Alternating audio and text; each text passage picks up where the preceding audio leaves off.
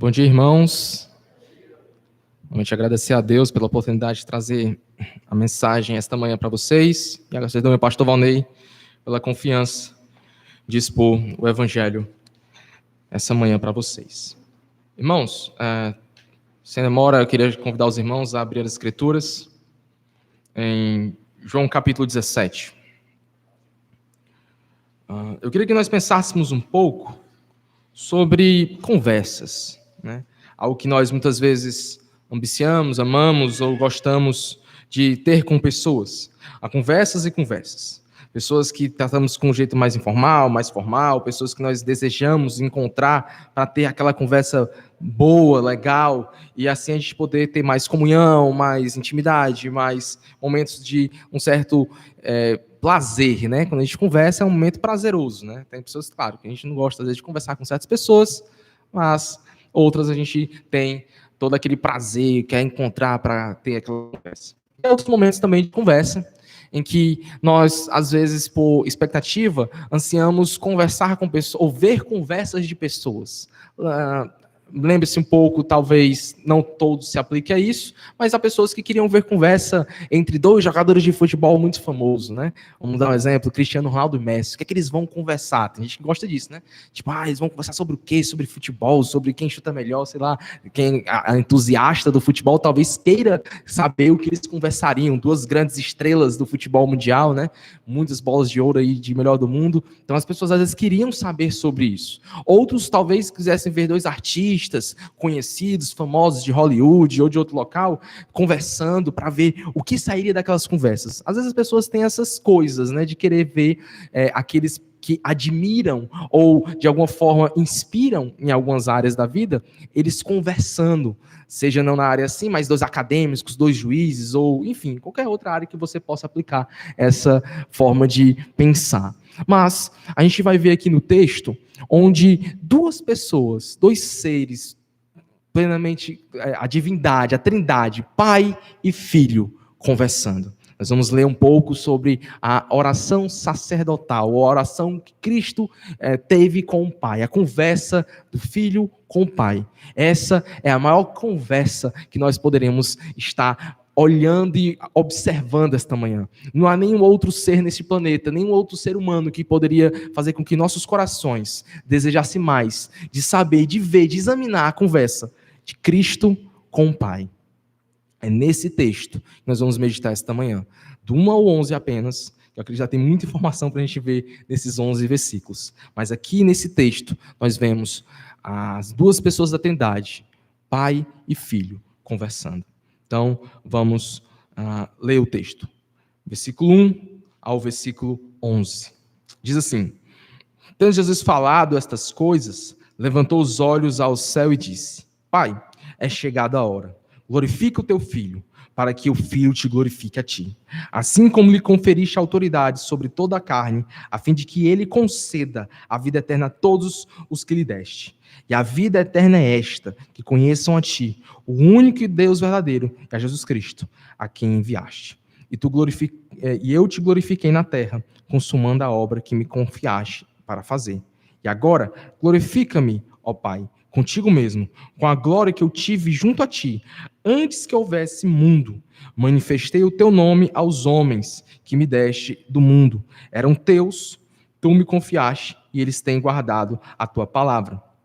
Agora, eles reconhecem que todas as coisas que me tens dado provêm de ti, porque eu lhes tenho transmitido as palavras que me deste. E eles a receberam e verdadeiramente conheceram que saí de ti e creram que tu me enviaste. E por eles que eu rogo, não rogo pelo mundo, mas por aqueles que me deste, porque são teus. Ora, todas as minhas coisas são tuas e as tuas coisas são minhas, e neles eu sou glorificado. Eu já não estou no mundo, mas eles continuam no mundo, ao passo que eu vou para junto de ti, Pai Santo. Guarda-os em teu nome que me deste. Guarda-os em teu nome que me deste, para que eles sejam um, assim como nós. Irmãos, aqui, como eu falei, é a oração sacerdotal de Jesus. No início da oração tem uma expressão que Jesus repete em algumas orações dele, conhecida popularmente como orações do Senhor, que é a expressão de ele olhar para o céu para fazer oração. Só um comentário. Não sei se tem algo realmente de olhar para o céu, a gente vai sempre olhar para o céu. Não sei se esse muito bem é o sentido, mas muito mais talvez uma ideia de relacionamento com o Pai e tudo mais. Mas é uma expressão que ele repete em alguns outros textos, quando ele faz a oração, é olhar para o céu. Levantou os olhos e diz: Pai, é chegada a hora que glorifica o teu filho, para que o filho te glorifique a ti, assim como lhe conferiste a autoridade sobre toda a carne, a fim de que ele conceda a vida eterna a todos que lhe deste. Esse texto é bem interessante também, que eu entendo e gosto de argumentar também dele. É um texto que afirma muito forte a ideia da Trindade. Aqui, aqueles que negam a Trindade é complicado, é difícil. Não é realmente algo que não faz sentido em muitos aspectos, e um dos textos que a gente pode mostrar é esse. Nós vemos o pai conversando com o filho falando com o pai. Se não houvesse Trindade, Jesus está falando com ele mesmo, o pai está falando com ele mesmo, não faz sentido. Aqui nós temos duas pessoas distintas, pai e filho em interação, em comunhão, em relacionamento, em conversa. Lembre-se da Trindade, 3 seres distintos, uma só essência, a essência divina. O Pai e o Filho conversando, eles são distintos, mas são da mesma essência, a essência divina. Distintos, mas mesma essência. Então o Pai e o Filho conversam, pessoas distintas tendo interação, como se duas pessoas realmente conversando.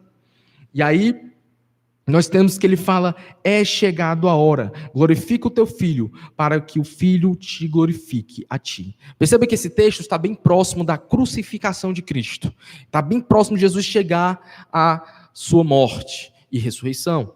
Então a ideia que Cristo traz ao Pai é que glorifica a teu filho para que o filho te glorifique a ti. E aí ele fala: assim como lhe conferiste autoridade sobre toda a carne, a fim de que ele conceda a vida eterna a todos que lhe deste. Perceba que ele fala de glorificar. Glorificar é um termo conhecido entre nós. A gente fala glórias a Deus, glórias ao Senhor, Deus seja bendito, Deus seja glorificado. O termo glória, ele é muito utilizado para honra e louvor. Ele comumente é isso: dar honra ou louvar.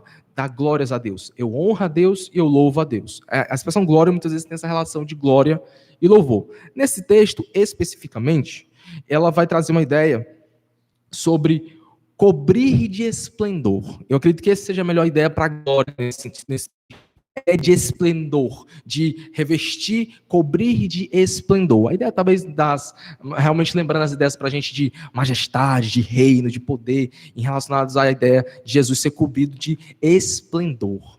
É essa a ideia. Cobre de esplendor. Essa é a ideia. O teu filho. Em quê? Por quê? Né? A gente pode passar essa pergunta. Mas é por causa da obra que vai ser consumada.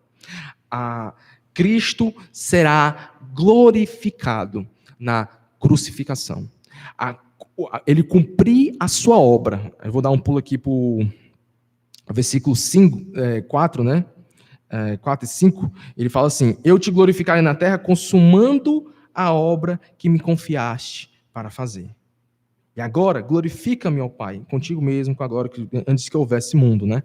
Ele vai falar sobre, no versículo 4, principalmente, consumando a obra que confiaste para fazer. A ideia é que a glória, aqui relacionada, o que vai glorificar, em que o Pai glorifica o Filho, e em que o Filho glorifica o Pai, é na obra que ele está prestes a consumar, a obra que está se chegando aqui. Ele está falando da crucificação e exaltação. Você não tem como, é difícil a gente separar essas duas realidades. Quando a gente fala do Cristo crucificado, a gente também fala do Cristo ressurreto. Essas duas realidades são muito intrínsecas, estão interligadas. Eu acho difícil nós falarmos sobre o Cristo crucificado e não falar do Cristo ressurreto. As duas obras são íntimas. Sem a ressurreição, lá em 1 Coríntios capítulo 15, Paulo vai falar que nós estamos condenados. Jesus não ressuscitou dentre os mortos, lá em 1 Coríntios capítulo 15, Paulo argumenta que se ele não ressuscitou, estamos perdidos, porque a ressurreição de Cristo é a base da nossa ressurreição. Então, só há esperança futura se Cristo ressuscitou dos mortos. É isso que Paulo lá fala em 1 Coríntios capítulo 15. Então, difícil falarmos sobre crucificação sem falarmos propriamente de ressurreição. Mas aqui, eu creio que as duas estão interligadas. Ele está falando da obra que será consumada, a obra que vai acontecer. Ele vai falando da glorificação que está perto a acontecer, esse cobrir de esplendor por meio da crucificação e da ressurreição. E aí a gente percebe que o texto está falando sobre a glória do Pai e a glória do Filho. E ele fala, assim como conferiste autoridade sobre toda a carne, a fim de que ele conceda vida eterna a todos que lhe deste. O que é que o texto está querendo nos mostrar aqui, irmãos? Tanto que, além do Filho ser glorificado na crucificação e na glorificação, o Pai será crucificado na crucificação e na glorificação. Como? É quando nós entendemos, eu creio nisso aqui nesse texto, de a gente perceber o plano de Deus da redenção. Nós percebemos o Deus Trino trabalhando isso muito forte, ao meu entender, lá em Efésios capítulo 1, quando nós vemos o Pai planejando, o Filho executando e o Espírito Santo selando os crentes, né? Conversando e selando, guardando, né? Lá em Efésios capítulo 1, do 1 ao 13, a gente vai ver isso muito claro. O Pai planejando, o Filho executando, é por meio do Filho que o Pai faz as coisas, é por meio do Filho que o Pai salva, é por meio do Filho que o Pai elege, é por meio do Filho que ele executa o plano da salvação. E o Espírito Santo vem e sela o crente, habita no crente, guarda o crente. E a ideia lá do selo lá de Efésios é muitas vezes como ideia de uma propriedade mesmo. É como se você pertence a ele. Como é que eu sei? Você é selado com o Espírito Santo. Então Deus lhe guarda. A obra da redenção é perfeita, ela é bela, ela é linda e só podia ter sido arquitetada, planejada por um Deus Todo-Poderoso. Então, quando o Pai planeja, junto, claro, com a Trindade, mas nas funções, já vou chegar na função da Trindade, o Pai é esse que planejou, né? E quando o Pai faz isso, a gente percebe na crucificação de Cristo a glória de Deus, o esplendor, a beleza. Louvamos, glorificamos, honramos ao Senhor. Por quê? Porque Ele é santo, Ele é bom, Ele é misericordioso de ter nos dado tão grande salvação, de ter elaborado um plano tão perfeito. É a glória que o Pai terá com a glorificação e com a ressurreição vai partir também da obra de Cristo, porque quando Cristo consuma a sua obra, nós temos a salvação. É por meio de Cristo que todos somos salvos, tanto do Antigo quanto do Novo Testamento. É no cumprimento da sua obra que todos nós somos salvos em Cristo. É por meio da sua obra perfeita que nós temos acesso ao Pai, temos a redenção, temos a reconciliação de filhos. Lembre-se que nem todo mundo é filho de Deus. Aqui eu repito isso. Todos somos criação de Deus. Filho de Deus é aquele que creu em Jesus Cristo. Lá em Romanos capítulo 8 vai dizer, por meio de Cristo nós podemos recebemos o Espírito de adoção e assim podemos clamar, Abba Pai. É somente por meio da obra de Cristo e por crer, se arrepender dos seus pecados e crer nesse Messias, nesse Deus soberano, Jesus Cristo, nosso Salvador, é só por meio dele que nós recebemos o Espírito de adoção e assim podemos clamar, Abba Pai. Perceba que é o Espírito de adoção. Filho unigênito, né? Só tem um filho. Aí nós somos adotados por meio de Cristo. Mas Deus é glorificado por tão grande salvação, pelo plano redentor, pela consumação da crucificação. O Deus Pai também é glorificado. A crucificação, a morte e a ressurreição de Cristo glorifica o Pai também. A obra é perfeita, a obra é bela, a obra é linda. E ele fala, assim como lhe conferiste autoridade sobre toda a carne, a fim de que lhe conceda a vida eterna a todos que lhe deste. Autoridade sobre toda a carne aqui, o termo realmente é como se fosse autoridade sobre toda a humanidade. É um termo bem forte para isso, é como se tivesse realmente autoridade sobre tudo. Mas você pergunta, mas Bruno, quer dizer que Jesus não tem autoridade também, ele não é divino? Claro que ele tem, mas nos papéis, eu creio nessa posição aqui, que na questão da função, nas funções da Trindade, lembre-se, 3 seres distintos com a mesma essência divina, mas a Trindade ela tem funções distintas. O Pai tem uma função, o Filho tem uma função, o Espírito Santo tem uma função. Quem habita o crente? O Espírito Santo. O Espírito Santo tem a função de habitar, interceder. Jesus também é o mediador, lá em 2 Timóteo, capítulo 1, né, versículo 5 e 4, ali, 4 e 5, fala que Jesus é o único mediador, é a função de Cristo. Cristo é o mediador entre nós e Deus. Então, nós temos funções distintas na Trindade. Mas nós temos, como disse, o Deus Trino, ele é santo, Jesus é Deus, como o Pai é Deus, o Espírito Santo é Deus, divinos. Lembre-se disso, 3 seres distintos com a sua essência.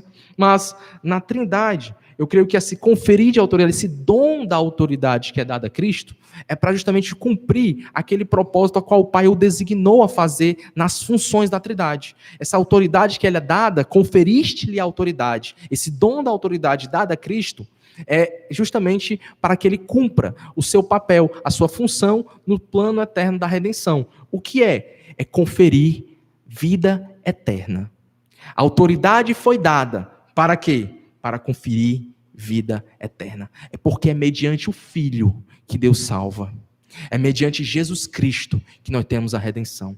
Porque Deus faz, como eu disse no início, um pouco antes, não falei dos planos da Trindade, é por meio de Cristo, é mediante Ele que a eleição é realizada, é por meio de Cristo que Deus salva, é por meio do sangue do Cordeiro, do sangue de Jesus Cristo, que nós temos a redenção. É um meio que Deus escolheu para salvar tão miseráveis pecadores como nós. É na obra, é essa autoridade que foi lhe conferida, é justamente para que ele dê vida eterna, certo? É isso que ele diz no texto, versículo 2. Assim como lhe conferiste autoridade sobre toda a carne, a fim, com um propósito, que ele conceda a vida eterna a todos os que lhe deste. Aqui também já começa uma ideia de eleição aqui. Não é todo mundo, é quem ele deu. É estes que terão a vida, é para a quem o Pai deu a ele. A estes ele dá vida eterna. A quem o Pai deu, a quem lhe deste, o Pai. Versículo 3.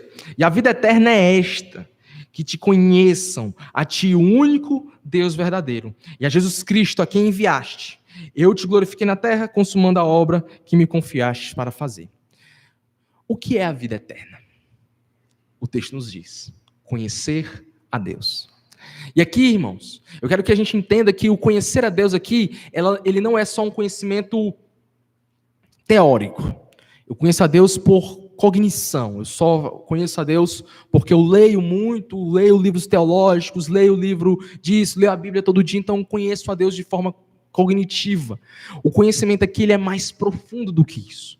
O conhecimento envolvido nesse texto é um conhecimento de intimidade. É como eu conheço meu pai, é como eu conheço a minha mãe, é como eu conheço a minha esposa, é como eu conheço alguém, um amigo, como eu conheço o pastor Valnei, como eu conheço outros amigos, como eu conheço outros irmãos aqui da igreja, como eu conheço com um conhecimento de intimidade. Sim, há um conhecimento teórico, não estou excluindo, estou dizendo que ele é totalmente errado, não, a gente precisa ter esse conhecimento teórico. É óbvio, porque sem um conhecimento teórico eu não conheço com quem eu estou conversando até. Então eu vou falar com alguém, eu sei que o nome da pessoa, quando a gente vai criando intimidade, eu sei que a pessoa passou, o que ela está passando, o que é que ela gosta, o que é que ela não gosta. Eu tenho um conhecimento teórico sobre aquele indivíduo. Mas ele não se limita apenas a esse conhecimento teórico. Porque alguém pode saber muito sobre a sua vida, né, e não ter nenhuma intimidade com você. Mas aqui nesse texto, ele é um texto que vai falar de um conhecimento além do teórico. Ele vai mais fundo aqui. Ele está falando de um conhecimento que, além do conhecimento, sim, de saber quem Deus é, da obra dele, da redenção e todas as coisas que envolvem o Senhor, a pessoa dele, enfim. Além disso, ele está falando de alguém que tem um relacionamento, uma intimidade, um tipo de comunhão com o Senhor. Isso é a vida eterna. A vida eterna, ela envolve conhecer a Deus, ter intimidade com o Senhor, estar numa comunhão mais plena, mais unida ao Senhor. É isso que faz parte do texto. É isso que o texto está nos mostrando aqui. As pessoas brigam muitas vezes sobre os motivos do crente querer ir para o céu, né? Já tem muitos debates, eu quero ir para o céu porque lá vai ter paz, não vai ter dificuldade, não vai ter isso, não vai ter aquilo outro, eu não vou sofrer. Isso é belo, isso é fantástico, eu não estou dizendo que isso é ruim, certo? Quem dera, eu também quero não ter mais luta, mais dificuldade nessa vida, que é muito difícil mesmo, muita luta, muita complicação na vida de todo mundo, né? Então, realmente, um ambiente, um local onde nós não vamos mais sofrer, não vamos mais ter preocupações, ansiedades e coisas do tipo, é belo, né? Livre plenamente de tudo aquilo ruim que nos cerca, enfim, tudo mais.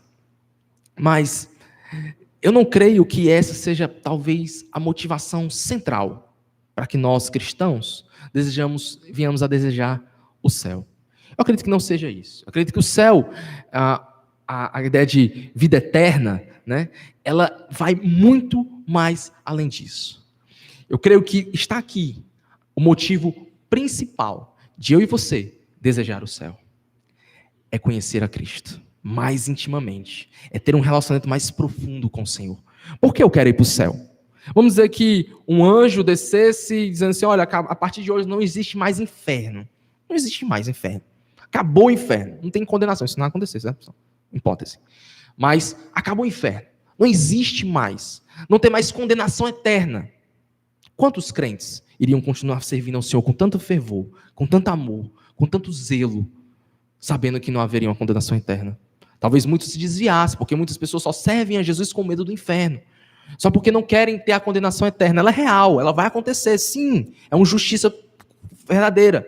Mas esse não deveria ser o principal motivo. Principal. Não, ele é um motivo, mas não é o principal para o crente servir ao Senhor. O principal é servir Jesus por Jesus. Por quem Ele é. O Deus Trino, pela beleza, pela santidade, por toda a bondade, por toda a misericórdia, por toda a grandeza, porque Ele é digno. Ele merece toda a glória. Ele merece todo o louvor. Ele merece a nossa adoração. Não há nenhum ser debaixo da terra que mereça nosso louvor e adoração. Somente o nosso Deus Trino. Somente Ele. Então, por causa disso, por meio disso, por Ele ser santo, nós devemos querer sim ter mais intimidade com Ele, mais amor, mais desejo, querer a vida eterna, porque eu vou ter um momento mais de comunhão com o meu Senhor. Aqui a gente tem que buscar essa comunhão, a gente consegue por meio da oração, da leitura da palavra, e a gente vai crescendo nisso, mas ainda assim tem uma limitação devido aos nossos pecados. Mas um dia na vida eterna não haverá mais essas limitações. Vamos conhecer o Senhor de forma mais plena, mais verdadeira, mais fiel.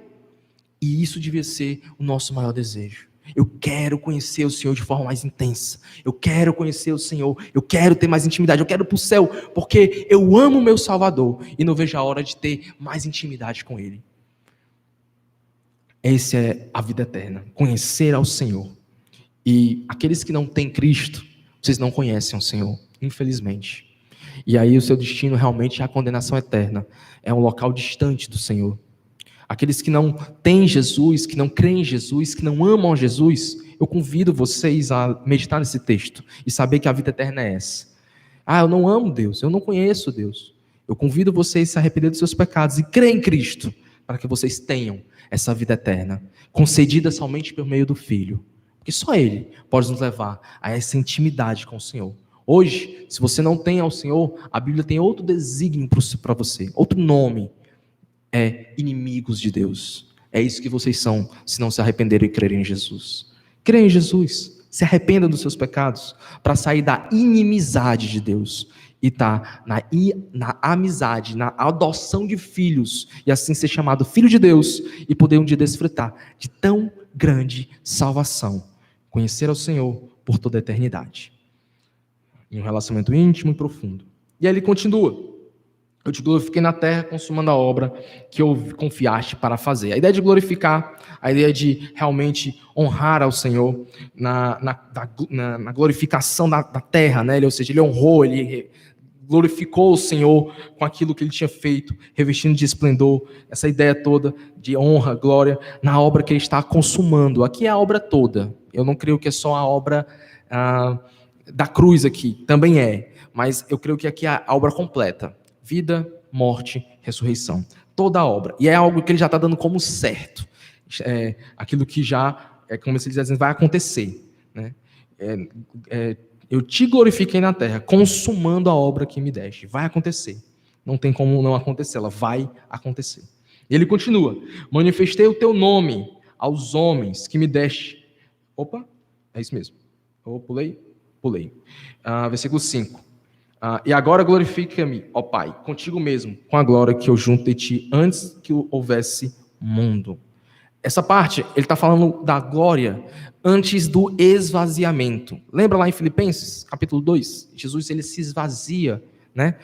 A ideia de que ele não deixou de ser Deus, quando se tornou homem, lembre-se disso. Ele era plenamente Deus e plenamente homem. Ele era as duas realidades, ou melhor, 100% Deus e 100% homem. Ele não deixou de ser Deus quando se encarnou. Quando ele fez homem, ele continuou sendo plenamente Deus, mas também tinha uma natureza humana. Mas a ideia de esvaziar é privar-se da glória, né? Ele se privou da glória né, daquilo que ele tinha antes da fundação do mundo, né, ele tinha até a sua encarnação. E aqui ele fala para o Pai de voltar a ter isso, né, e ele volta justamente na sua ressurreição. Quando ele ressuscita, tem um corpo glorificado, ele volta a ter essa privação de glória, não deixa de existir, né, digamos assim, e ele volta, ele sai do seu esvaziamento e retorna à posição que ele tinha antes com o Pai, né? Então, lembre-se disso. Jesus não deixou de ser Deus, Jesus não foi menos Deus quando encarnou, ele continuou sendo plenamente homem, plenamente Deus. O esvaziamento é mais a encarnação, é a ideia de uma privação de glória que é feita no meio da encarnação. Mas não deixou de ser Deus, não deixou de ser o Senhor de toda a terra. Lembrando, voltando novamente, e ele continua. Versículo 6. Manifestei o teu nome, vou do 6 ao 11, certo? Manifestei o teu nome aos homens que me deste do mundo. Eram teus, tu me confiaste, e eles têm guardado a tua palavra. Agora eles reconhecem que todas as coisas que me tens dado provém de ti, porque eu lhes tenho transmitido as palavras que me deste, e eles as receberam. Verdadeiramente conheceram que saí de ti, e creram que tu me enviaste. É por eles que eu rogo, não rogo pelo mundo, mas por aqueles que me deste, porque eles são teus.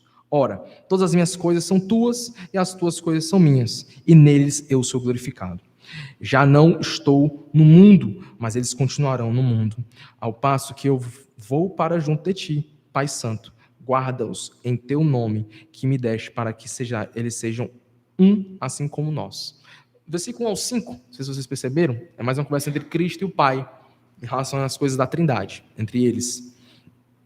Do 6 até o 11, e continua um pouco mais, é Jesus pedindo pelos seus discípulos. Aquilo que o relacionamento do pai e o filho interfere ou tem relacionamento com a relação dele com os discípulos. Então, do 6 ao 11 que eu li, ele está falando dos seus discípulos. A glória, que como falei antes, que ele fala glorifica o Pai, glorificou na terra, lembra que Deus é glorificado na obra da glorificação e da redenção. E Cristo dá a vida eterna para os seus discípulos, né? A salvação e tudo mais. Por meio dele, Deus salva. E aí do versículo 6 ele fala que manifestou o nome aos homens que me deste do mundo. Eram teus, tu me confiaste, e eles têm guardado a tua palavra. Agora eles reconhecem que todas as coisas me tens dado provém de ti. Ele pregou, Jesus ensinou, Jesus manifestou. E esses são os discípulos. São quem pertencia a Deus. Os eleitos, os salvos. Aqueles que ao ouvirem a mensagem de Cristo, ouvirem a mensagem do Evangelho, perceberam. Lembra que quando Jesus pergunta para Pedro, quem dizem que eu sou? Dizem que tu é um profeta, tu é um agitador, tu é isso, aquilo, outro. Mas para quem que tu dizes, Pedro? Tu és o Cristo, o Filho do Deus vivo. Aí Deus disse, Pedro Barjonas, né? Porque não foi nem carne e nem sangue que te revelaste, mas meu Pai que está no céu. Pedro, os apóstolos, foram dados, e todos os que cremos, até nós aqui, fomos dados a Cristo. Somos dele. E por meio dele fomos salvos. É como o Pai dando ao Filho, cada um de nós. E essa relação de ser dado a Deus, dado por Deus Pai ao Filho, essa relação, ela é gloriosa para o Filho. O Filho é glorificado quando um perdido se salva. O nome dele é exaltado. Não por nós mesmos, mas porque por ele é glorificado. Muitas vezes a gente pensa que quando um perdido se salva, é muito mais pelo perdido. Mas não é. É muito mais pelo Deus Trino. Deus é mais glorificado nessa relação. Deus é glorificado em tudo, lembre-se disso. Até na perdição, até nos que são condenados ao inferno, Deus será glorificado quando ele exercer justiça e juízo sobre os réprobos. Glórias a Deus por ser justo, glórias a Deus por ser santo e glórias a Deus por não tolerar o pecado. Ele é glorificado também, mas ele também é muito glorificado. É talvez tão quanto igual, mas a relação aqui é essa beleza de ser dado na salvação dos perdidos. Deus é mais glorificado, Cristo é mais glorificado quando nós estamos satisfeitos nele, como dizem alguns pregadores, como John Piper, né? Mas além de tudo isso, Essa satisfação vem quando entendemos a beleza de toda a salvação, redenção, conquista de Cristo na cruz. Aqui nós temos que essa realidade de manifestei o teu nome, e eles creram porque eram dele, eram de dele, Deus deu a ele. E aí ele continua. Eles reconhecem que eu sou enviado, ou venho de ti. Essa é a ideia. Eles reconhecem que todas as coisas me tens dado provém de ti. Aí ele diz no 8 e 9. Porque eu lhes tenho transmitido as palavras que me deste, e eles a receberam, e verdadeiramente conheceram o que saí de ti, e creram que tu me enviaste. É por eles que eu rogo. Não rogo pelo mundo, mas por aqueles que me deste, porque são teus. Deus deu os discípulos e cada um de nós, eu creio, a Cristo. Somos dados a Deus. E aí ele continua nessa ideia. Ele fala que eles reconheceram, creram na palavra, como eu falei de Pedro. E isso, eles perceberam que Cristo vinha de Deus. Ele era o enviado, ele era o Messias, ele era o Filho de Deus esperado. Veio do Pai. Por causa das palavras, por causa dos ensinamentos, por causa das manifestações que Cristo fazia também. E Deus mostrou, abriu o coração deles para que eles crescem, para que eles entendessem, para que eles compreendessem. Lembra que Jesus fala? Não foi carne nem sangue que lhe revelaste, mas meu Pai que está no céu foi que revelou a você que eu sou o Cristo. Deus abriu e eles entenderam, receberam a palavra e creram nele. E ele continua. É por eles que eu rogo, não rogo pelo mundo, mas para aqueles que me deste, porque são teus. Ora, todas as minhas coisas são tuas, e as tuas coisas são minhas, e neles eu sou glorificado. Perceba. Versículo 9, né? A intercessão de Cristo. Ele não pede pelo mundo inteiro. Ele não intercede pelo mundo inteiro. Ele intercede pelos dele. Por aqueles que Deus deu a ele. É por esses que ele intercede. É esses que são preservados. É esses que são guardados. Na escola bíblica aqui eu citei um texto, né? De João capítulo 10. As minhas ovelhas, ninguém as arrebata da minha mão. É preservados. Nós, assim como os discípulos, somos guardados, preservados por Cristo. Lembra que aqui Paulo fala? Diz que nós temos um advogado junto ao Pai, Jesus Cristo. Nosso intercessor, nosso mediador entre Deus e os homens. Somos guardados, preservados. O Senhor nos guarda, o Senhor nos preserva, o Senhor cuida de nós. Há uma perseverança, há uma preservação dos santos, do povo de Deus, dos eleitos do Senhor. Sem essa preservação, irmãos, nós estaremos perdidos. Charles Spurgeon, uma vez dizendo que se nós pudéssemos perder a salvação, com certeza nós a perderíamos. É porque não depende de nós. É Deus que nos guarda, é Cristo que nos guarda, é Cristo que roga, que intercede, que preserva a gente. É somente por meio dele. Sem Cristo, irmão, sem essa preservação, com certeza nós já teríamos caído. Mas como é Ele que nos guarda, é Ele que nos preserva, a gente está seguro. Isso não tira a nossa responsabilidade de lutar contra o pecado, de orar, de ter raiva das vezes que nós caímos. Não tira isso. Então, eu acredito que isso reforça essa ideia. Mas Cristo nos preserva. Somos guardados. Novamente eu falo para aqueles que não creem em Cristo, isso aqui é só os santos. Isso é só aqueles que creram e se arrependeram de Jesus. Só estes são guardados por Cristo. Se você não crê em Jesus, você está à deriva. Você está perdido, você não tem ninguém lhe guardando. Você está solto no mundo, sem um protetor, sem um guardador, sem o Senhor preservando a sua vida. Arrependa-se, crê em Cristo e tenha essa intercessão, esse rogar, essa proteção que só Deus, só Cristo pode nos conceder. Só para o povo dele. E ele fala que tem também um termo da divindade. Tudo que é de Deus, que é do Pai, é do Filho. E aqui ele também está lembrando dos discípulos, dos eleitos. E ele fala, e neles eu sou glorificado. Na salvação, na redenção, na preservação, Deus é glorificado em tudo isso. E ele continua, e encerrar o versículo 11 diz, já não estou no mundo, mas eles continuam no mundo, ao passo que eu vou para junto de ti, Pai Santo. Guarda-os em teu nome, que me deste, para que neles sejam uns e assim como nós. Ele pede, fala que está indo para o Pai, a ideia é que já é próximo da crucificação, ressurreição, e ele ascende, e aqui também ele está falando sobre a unidade. Ele quer um povo unido, um povo junto. Somos corpo, membros um dos outros. Apesar de ter igrejas diferentes, o pastor Vanessa sempre prega esse domingo, e são igrejas que não são batistas, mas também são igrejas fiéis, apesar de não serem batistas regulares. Há outras denominações, a igreja invisível, elas também têm crentes em outras denominações, crentes fiéis, crentes bíblicos, que fazem parte do corpo de Cristo. Estão nessa unidade, membros do mesmo corpo. Nós somos um corpo, pessoal. Um dedo não está ali, o outro dedo está ali. Não, o corpo está unido, está interligado. E Deus fala da unidade que esse povo tem que ter. Nós temos que ser unidos como um povo de Deus na intercessão, na oração, na pregação do evangelho, na missão que Deus nos deu aos perdidos. Então, precisamos, até nós aqui, aplicando para nós, precisamos ser uma igreja unida. Uma igreja que ora junto, uma igreja que intercede junto, tem essa unidade do corpo de Cristo. O que é comum em nós, o que é comum entre nós é Cristo. Cristo é comum entre nós. Cristo é algo que nos une, que nos torna povo de Deus, que nos dá salvação eterna. E lembre-se, nós fomos dados pelo Pai ao Filho. E isso glorifica ao Filho. Eu não creio, eu falei que Deus é mais glorificado no propósito da redenção, mas eu creio que é em tudo. Tanto Ele é glorificado com os salvos, como também Ele é glorificado com os perdidos, pela justiça e pelo juízo.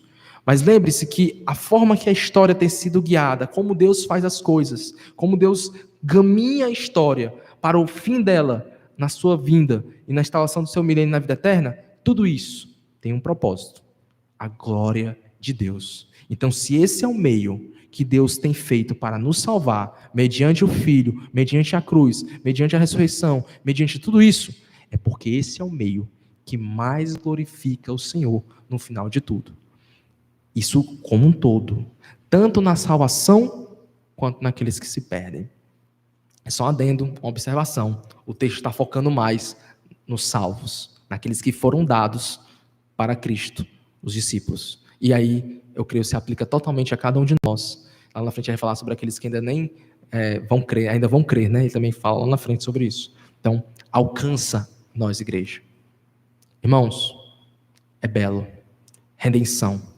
E eu repito, se apeguem mais ao Senhor. Conheçam. A vida eterna é conhecer a Deus. De intimidade, de comunhão. Isso se aplica a cada um de nós. Ah, Bruno, eu tenho preguiça de orar, tenho preguiça de ler a Bíblia, eu tenho preguiça de fazer isso, aquilo, outro.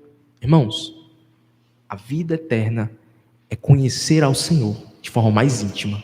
Se você não quer buscar isso em vida, quer a eternidade assim, não faz sentido.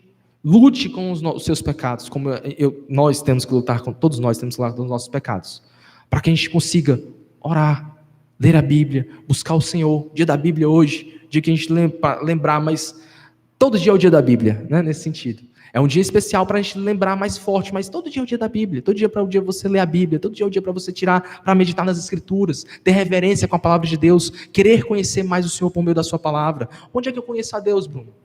É por meio da Bíblia.